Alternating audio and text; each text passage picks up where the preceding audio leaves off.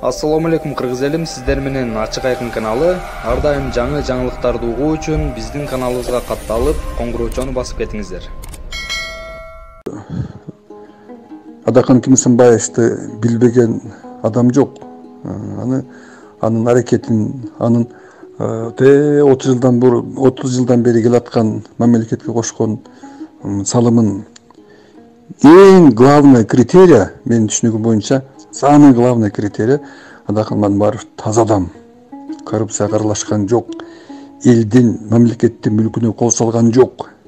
Ал өзүнүн жеке кызыкчылыгын мамлекеттин кызыкчылыгынан, жалпы элдин кызыкчылыгынан жогору койгон жок. Эгерде Адакан Кымсынбаевич өзүнүн жеке кызыкчылыгын ойлогондо, кызыкчылыгын жогору койгондо, анын Акаевдин убагында дагы, Бакиевдин убагында дагы, кийинки Атамбаевдин убагында дагы ошол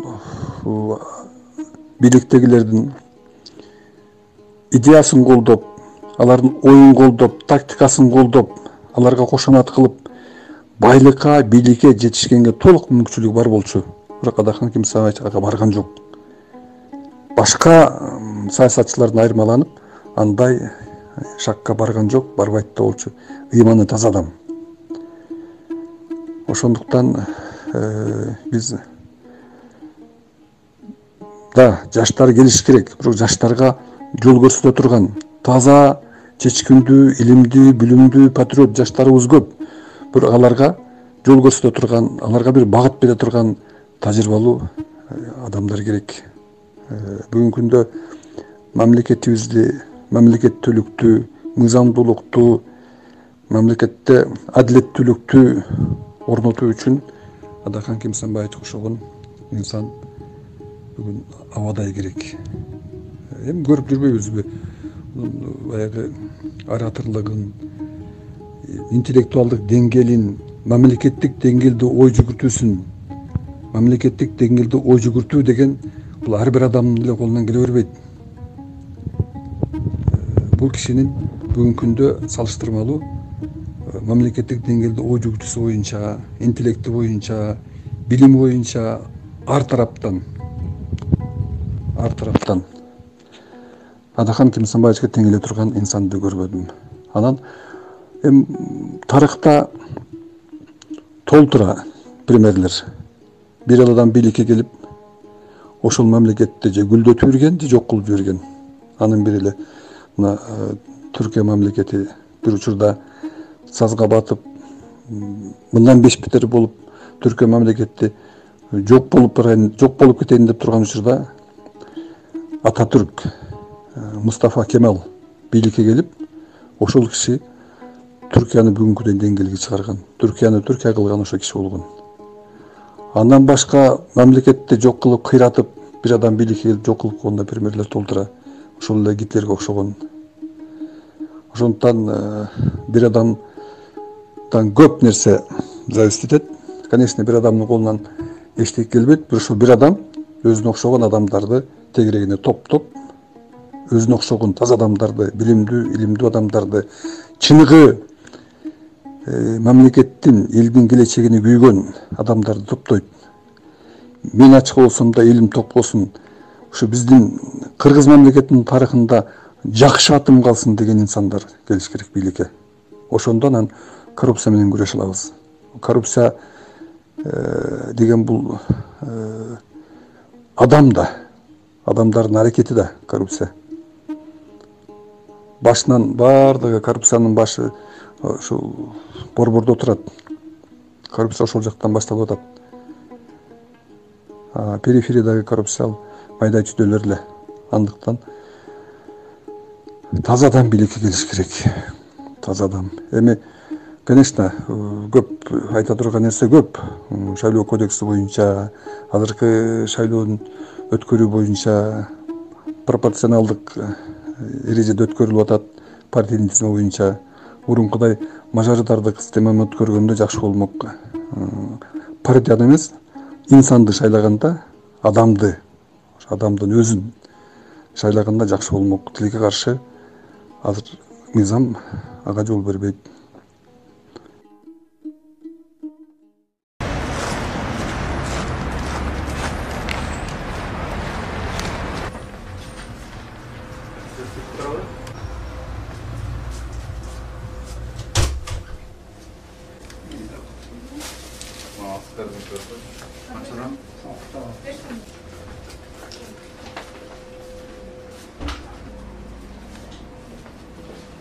Так, саламатсыздарбы кыздар?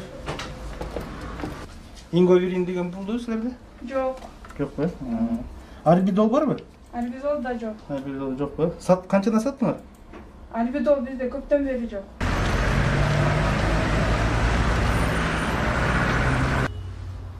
Жүзө раствор барбы?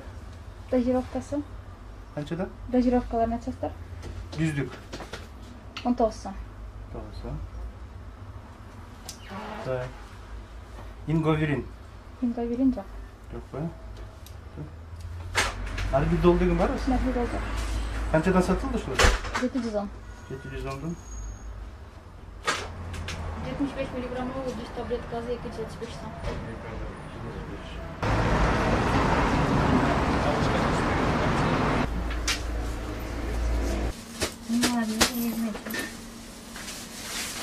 Эже, сиздики канча болду? 212. Мен төлөп коеюн сизге. Рұқсат берсем. Жақсы. Мен бересіз. Красивияға. Саламатсыз ба? Байке жүреріңіз бер жаққа. Болса. Эженикini алған, менен алыңыз.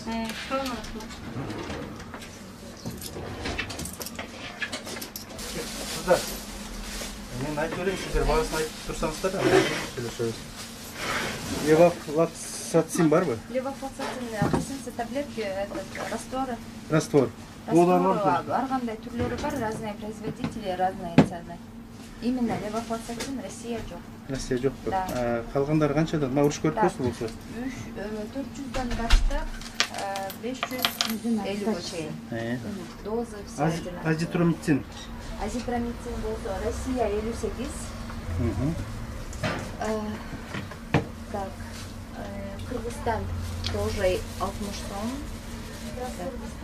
И она 200-дөн өйдө кетет калганы. 200-дөн өйдө кетет. 200-дөн 300-дүгү бар, 400-дүгү бар, 500-дүгү бар. 400-гө чейин, 500-гө чейин даже. Бүгүнкү күндө Bir soru özel. Barbacık var mı? Бабочка жоқ болот азыр. Левофлоксацин бар келеріңіз. Капельница 440 сом. Niye ummat? Geçeli 340 almadım. 340'tık, bizde 340 вообще жоқ. Niye bana mı götür odasına? Так, айтырыңыздар. Bir tatlıklar götür odada, şunu жазып var. Üç ese götürüp saldı bağlar. Азыр ошон бүт контролдо отурабыз.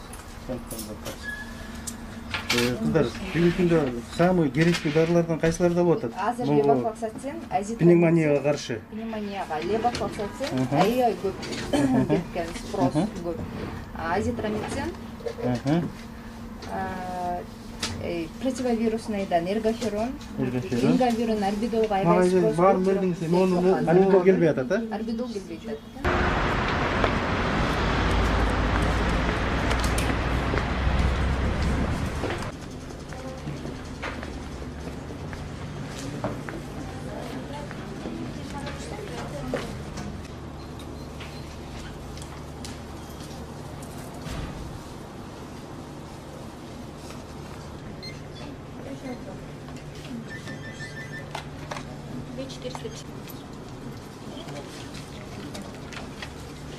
Саламатсыздарбы? Антисептик коюлган жокпу киребешке? Жоқ, кассаларда тұрған жоқ, что не қалмыш. Как эргоферон? Эргоферон, Эргоферон 370 кен. Анаферон. Анаферон взрослый 300 сомдан, детский болса 250 сомдан. 300. Парацетамол? Парацетамол детский 4 сомдан, взрослый болса Здравствуйте, аптека адмирал. 8 сом кен. Кыздар, мен жогорку кеңештин төрагасы болом, Дастан Арсенбекович. Азыр аптекалардын баарын кыдырып жүрөм. Себебин билесиздер, бүгүнкү кырдаалда элден көп ар кандай кайрылар түшүп атат баалар боюнча. Ошол үчүн мен бир сураныч сиздерден, албетте силер сатуучу болуп иштейсиңер. Бирок ушунун аптеканын ээлерине жеткирип койгула. Бүгүнкү кырдаалды пайдаланып, ушу бааны көтөрүп, элден бир пайда табабыз дегенден алыс болсо экен. Мурунку сатып жүргөн баа менен саткыла, же болбосо колдон келсе дагы арзандатсын. Эми бул күндөр өтөт. Анан элдин атынан ушу пайда табабыл, бүгүнкү күндө жыргап кетебиз дегенден алыс болсун да. Сураныч бүгүнкү кырдаалда бүт жалпы эл мамлекет күрөшүп атат. Бири-бирибизге жардам берип атабыз, обсервацияларды ачып атабыз. Колдон келишинче мынакей волонтерлор, колдон келишинче ушул патриот жигиттер жардам берип атат. Анан силер ушул мүмкүнчүлүк пайдаланып аптекалар биздин колубузга түштүңөр деп дарыны каалагандай бааны коюп, 2 эселеп, 3 эселеп саткандан алыс болгула. Менин сураныч.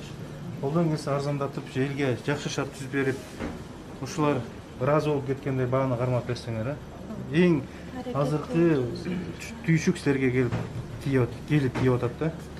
Анан кайрылуулар көп болуп кетти, менин дарегиме төрага катары. Бааны контролдоп берсеңиз, тийиштүү органдар жүрүп атат. Мен азыр 10 деген аптекалар баарын билдирдим. Азыр отуруп биз анализ жасайбыз. Кайсы аптека, кайсы фирмалар, фармацевтик фирмалардын баалары кандай болуп атат.